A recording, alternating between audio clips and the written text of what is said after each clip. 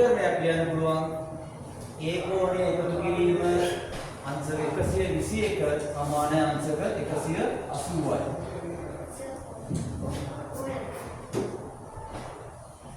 මේකෙන් අපිට A කෝණය අගය හොයන්න පුළුවන්. හරිද? A දන 121 සමාන 180. එහෙනම් අපිට පුළුවන් දෙපැත්තෙන්ම 121ක් අඩු කරන්න. එතන A කෝණය 180 වෙන 121ක් අඩු කරාම ඒ කෝණයක් හින්ද අංශක 59 කියලා ගන්න පුළුවන්.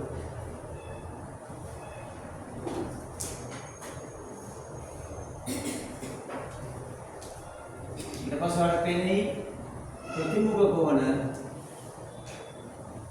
මේ A කෝණයට සමාන වෙනවා C කෝණයගේ.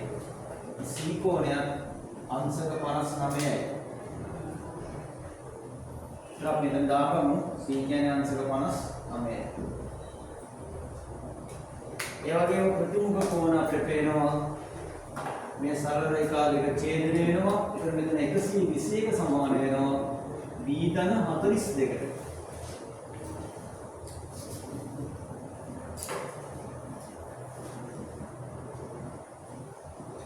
දෙකටම 42ක් අඩු කරනවා B කෝණයගේ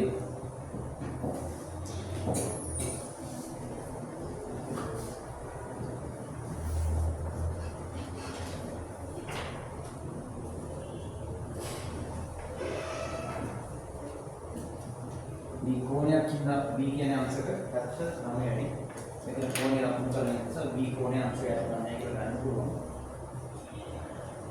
A හෙව්වා B හෙව්වා C හෙව්වා. ඉතින් මේක සරල රේඛාවක්. සරල රේඛාවක එකම පැත්තේ පිටි කෝණ වල එකතු අංශක 180යි. එහෙනම් D ධන 130 සමාන වෙනවා අංශක 180ට.